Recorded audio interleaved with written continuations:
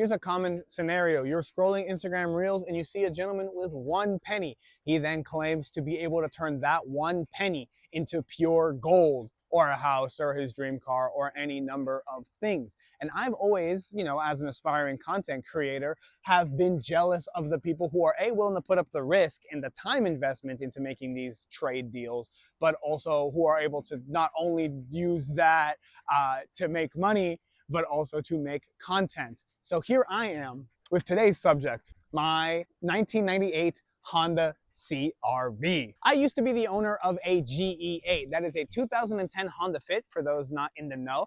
And I love that car. It was a 5-speed manual with like 300,000 miles, and it ran and drove great because I had put a lot of money perfecting that car. I just wanted a car that was perfect, that I could lend out to anybody in my family who may have needed it, and that I wouldn't ever really have to think about. So once I had that car done, it really kind of just sat, I really only had it around for when my mom was in town, and when my friend came with me, letting me know that he had this and was ready to let go of it, I told him, keep it. I really don't have space for more cars. And about a month later, he comes back to me telling me, wait a minute, I have an interesting proposal for you. What if we traded 1-for-1 the CRV for your GE8? And I told him no. And then after a little bit more persuasion, he actually went ahead and threw in a K24 on top of this car in exchange for my 2010 Honda Fit. So after he said a motor and a car, I was like, well, I can't really say no. And it definitely helped that I am kind of a Honda fanboy. I have owned a 1998 Honda Civic. I've owned the Honda Del Sol. I had an 88 Accord LXI. I had a 5th Gen Prelude. I've had 3 Honda Fits. And I'm sure Hondas that are slipping my mind right now. So I kind of tend to buy a lot of Hondas and stay in the Honda game because it's what I know and what I'm familiar with. So when I got offered this, I was like, well, I already like CRVs, but there has to be more to sweeten the deal, because I'm not just going to trade my perfect GE8 for a motor that I have nothing to go in and a car that needs work done to it and that is cosmetically as bad, if not worse, than my GE8. What truly sold me on the car was this. It is a 5-speed manual with the all-wheel drive all intact. Now, anybody who knows anything about these CRVs will know that that is pretty rare, because they tend to get parted out, and these transmissions go into EFs to EKs and EGs to make them all-wheel drive so they can have some sick-ass acceleration and just a sick-ass build. And these are left front-wheel drive and, sad. So when the opportunity came, to be honest with you, I was pretty excited to have an all-wheel drive CRV. But now I've had it for a couple months. Am I excited, or as excited as I was when I first got it? Do I regret it? Do I feel like kind of an idiot? Yeah. While my GE was damn near perfect, this is far from being perfect. It is actually an X off-roader, as you can see from probably the shot back there. The fenders, like the actual inner well of the fenders, are all kind of beaten up because this used to have huge wheels on it. On top of that, it has a power steering delete and solid mounts. The solid mounts are very annoying and they're very loud. Yeah, definitely not ideal. Add to that as well that the compressor for the AC seized. So when I drove it for the first time, I was seeing smoke come out from underneath the hood. And this thing had been sitting for, a couple months before I had gotten it. And I just assumed the smoke was maybe just like leftover residue, oil, and or filth on the motor. But no, when I opened the hood to double check, because you always should, turns out all the smoke was coming from my AC compressor, because it trying to still spin while being seized was causing it to start to heat up. Now, that's a very similar story to my Mini Cooper, so I'm quite happy that it really just ended up smoking and didn't go any further. So now the belt is cut, and that will no longer be an issue. However, I have no AC, and the compressor is still seized in there, so that will have to be replaced / addressed. But even with all the issues, there are still more things to like about this CRV than there are to dislike. The interior is damn near perfect. As you can see here, there's like wear on the steering wheel, and there's a hole here on the dash in this big ugly unit that I want to change. But the seats, none of them have tears in them. They're just a little dirty. It still has this. It still has the cargo cover and even the table, which I won't be showing you because I do have stuff in the trunk and it's below all the stuff. But just Google a picture of CRV table, and that's what mine looks like, except probably a little dirtier if you find a really nice picture, or a little cleaner if you find a really bad picture. So if my GE drove excellently, how does this one compare? Well, how about this? Let's go ahead and hit the road and I will tell you there.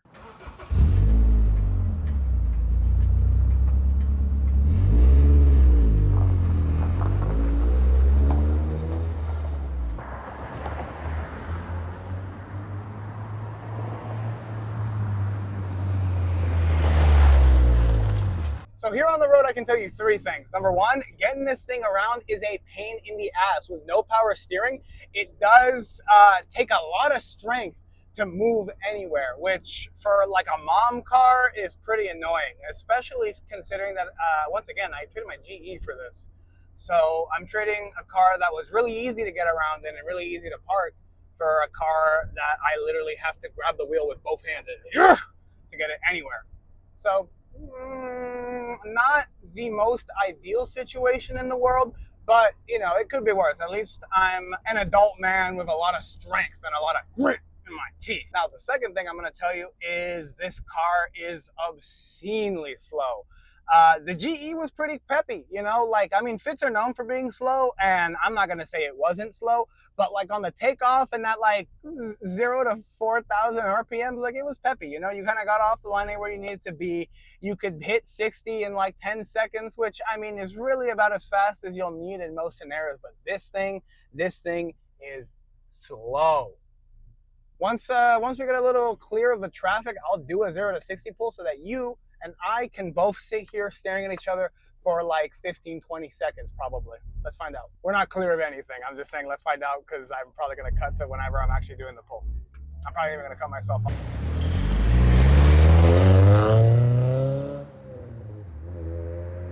Making a right turn. We're doing currently 5. Let's punch it! Second!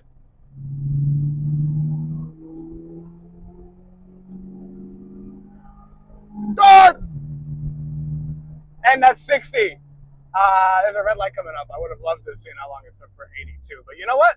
Yeah, that was definitely enough time to reconsider while you're speeding. Like, just in case you kind of get there and you're like, should I really be speeding this much today? The answer is probably usually no.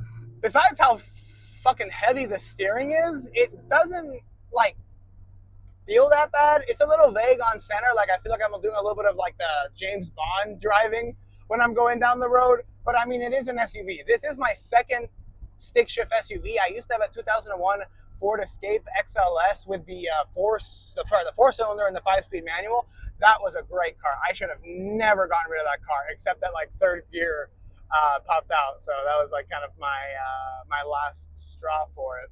My parents bought that specific car new in 2001, which is pretty cool. So I had that car my entire life, and then one day when it was finally my turn to have it, I got rid of it. But these things happen. Now it is fucking hot in here because I have all the window closed for sound, and with no AC, I am cooking in here. Kind of like I was saying with the Mini Cooper a couple of videos ago.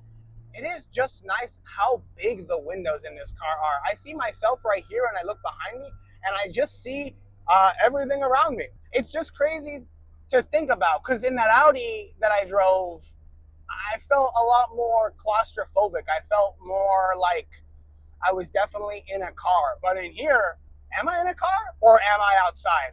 I can't tell. There's too much sunlight. I'm flat out in third gear right now, making a right turn. That was at about 20. I'm still flat out. That's about 40. Now things are rattling. Went ahead and upshifted the fourth at 50. So that was a demonstration of sorts. I don't have a lot of B20 experience, even though I am a Honda guy and I have a big Honda bias. I've usually owned L15s or D series. I have not owned a B series up to this point. The Del Sol was a D series and the Prelude was an H. But I mean, my Civic never had a B series in it. It had a D series in it when I got it, and then I put the K series in it. I don't want to say that I regret the trade because I don't, but I do miss my fit and how easy it is. But then again, it's like, ease in cars isn't what I'm looking for. Because if it was what I'm looking for, I would just be in a lease Corolla or something. You know, like I wouldn't have to think about the cars that I'm driving, making sure that I'm driving all of them, making sure that they'll all actually make it to where I'm going. In a way, me trading the cars was living up to my own philosophy.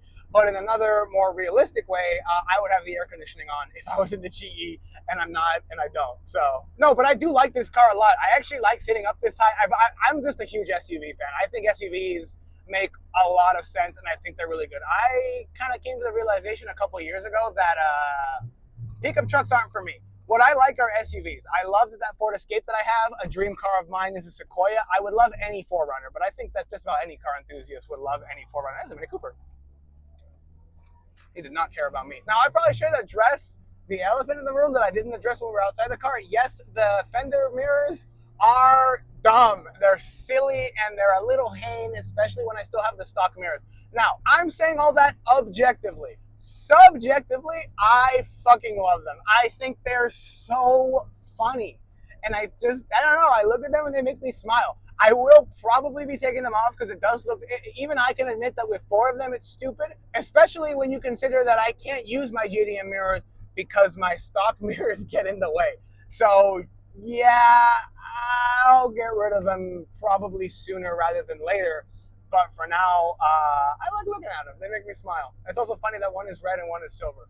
Now, I actually like that this car is red. I think they look the best in the blue for the second generations. For this ones, I actually like them a lot in silver. Beggars can't be choosers. And if I'm going to keep buying secondhand cars, you know, the color they come is the color they come. That guy is going too fast. Now, in another regular car, I could have pulled out in front of him.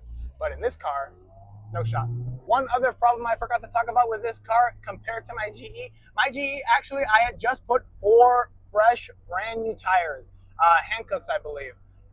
This car is on TL rims that I don't like, on tires that are bald, and one that is leaking so bad that yesterday, because I haven't driven this car in a couple months, to be honest, the tire was completely flat. So we had to kind of like drag it out, fill the tire in, and now I'm kind of, dailing it for a little bit because I don't like to have my car sit for too much. If they sit for too long is when they start rebelling against you.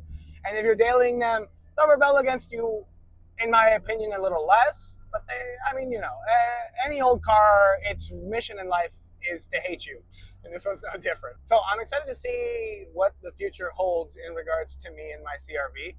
I would like to take it off-roading sometime soon. That would be nice. That would be a fun video. The mission statement is to sort of save this car. Because it's an ex-off-roader, it has a lot of dumb, stupid things done to it. Now, I actually really like the lights a lot, but the dented-ass fucking wheel wells, I like a little less. But the interior is still so nice, and the car is still in one piece. So why not just, put the power steering back in it, put the AC back in it, make sure it's all spick and span, and just daily it, just enjoy it, just drive it around, and roll my own, with all my homies in the back. My mom tunes in the radio. Dude, I'm about to start listening to some fucking Beatles, dog. I'm about to be listening to that. I can't think of a single Beatles song. I don't know how I blanked that hard. Anyways, I think that's really all I have to say about it for today. Join me next time where I drive a car around and wear sunglasses. Thanks for watching.